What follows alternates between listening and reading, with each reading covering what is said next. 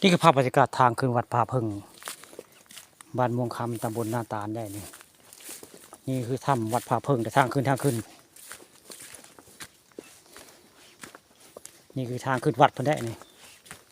ทางขึ้นวัดผาพึ่งบ้านม่วงคำตำบลนาตาลเป็นแบบนี้แหละมีเล่าเล็กได้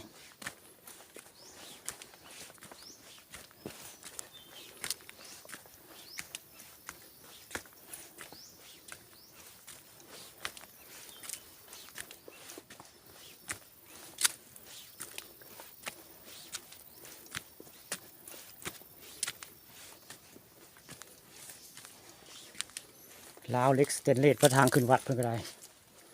วัดผาพึ่งบ้านม่วงคำนี่มีลาวเล็กตัวนี้แหละนี่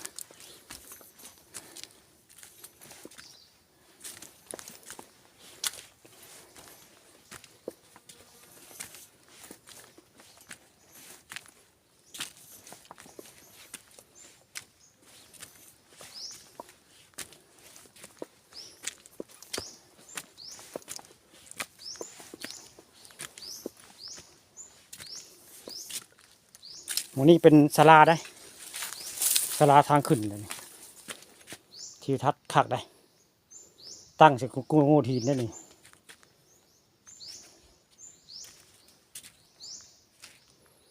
นี่คือศาลาทางขึ้นวัดผาพึ่งนะพี่น้องนี่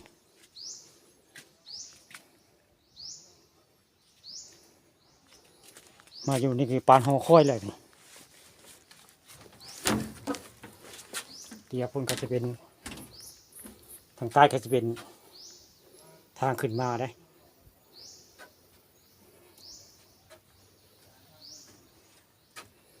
เตียพุ่นก็เป็นภูเขาได้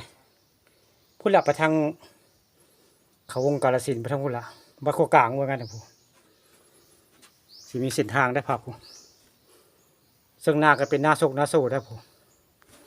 นี่ภาพบรรยากาศทางขึ้นวัดผาพึ่งบ้านม่วงคำตำบลนาตาลละหมู